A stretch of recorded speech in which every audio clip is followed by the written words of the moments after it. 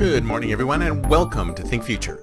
My name's Calabucas, and once again, we're coming at you live from deep in the heart of Silicon Valley, California. We're talking innovation startups, the future. Not necessarily those, and not necessarily in that order. If you're watching on YouTube, don't forget to whack that subscribe button and the alert. And if you're listening on any one of a number of podcast services, please subscribe. Check it out. And if you like what you hear, tell your friends. If you don't, just let me know. Let me know.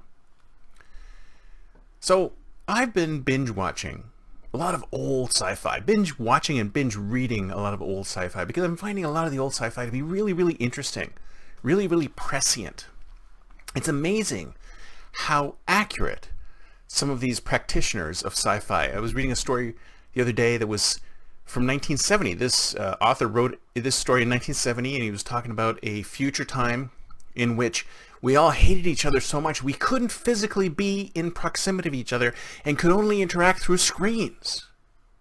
Sound familiar? But I digress. So I was watching, I think it was Doctor Who.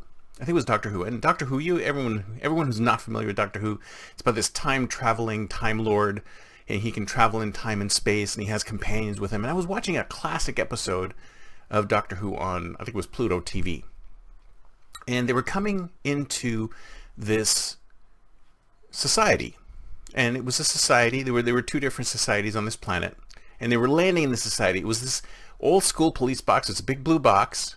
And I think the Doctor's companions were Jamie, a Scottish guy, and a woman, Zoe, who was a student, young student. And he and she come in, and the three of them come into this society. And one of the characters is stunned by the lack of surprise within the society. Because, I don't know, he or she thought, well, every time we visit a new society, some of them are shocked and surprised by us. And she said something that I found really, really interesting. This woman said, we are taught to accept reality. We are taught to accept reality. And I thought, wow, what an interesting statement.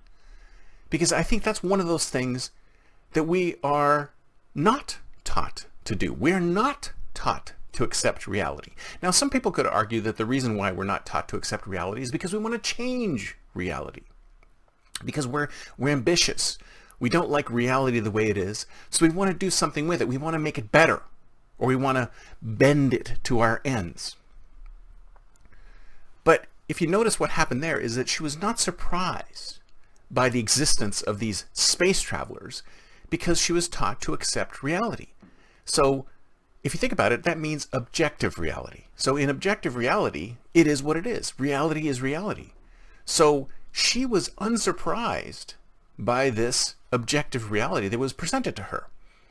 How many of us can say that we're also in that same position? How many of us can say that we're also unsurprised when brand new information is presented to us that we've never heard before, never seen before? How many of us can say that we are unsurprised by these things? Very few. A lot of us are shocked by change.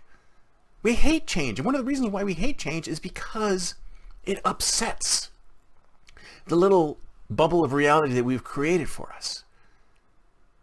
So that's the thing, right? I mean, if you think about it, that's kind of like the core tenets of something like Buddhism, right?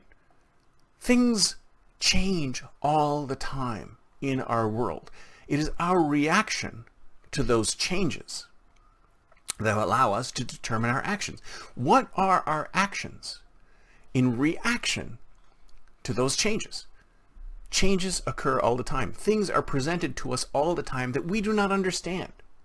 We do not understand. And we can look at them in a couple of different ways. We can either ignore them. We can say, that can't be true, that can't be true, that can't be true. We can embrace them and decide, yeah, well, obviously everything that's coming at me is true. All these conspiracy theories that I might be reading about, yes, they're absolutely a grain of truth in all of them. Or we can look at things with a critical eye. And that's the one thing that really annoys me about our education system, is that we don't really teach people to look at things with a critical eye. Trust but verify. Look at what is coming at you and say to yourself, is this real? is this true? Is there a possibility that this thing can occur?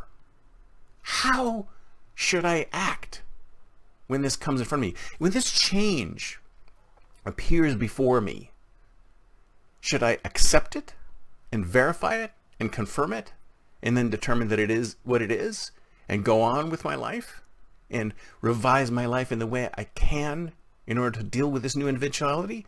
Or do I fight it? Do I say to myself, I cannot understand this, I will push back against it?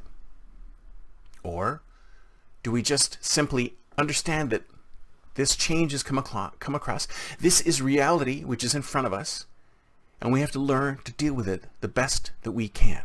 How do you deal with that situation? If a little green man or a little green woman or a little green alien came down in front of you and landed directly in front of you right now, how would you deal with that situation? How would you deal with disruptive change? Are you taught, or do you feel that you accept reality, or you don't?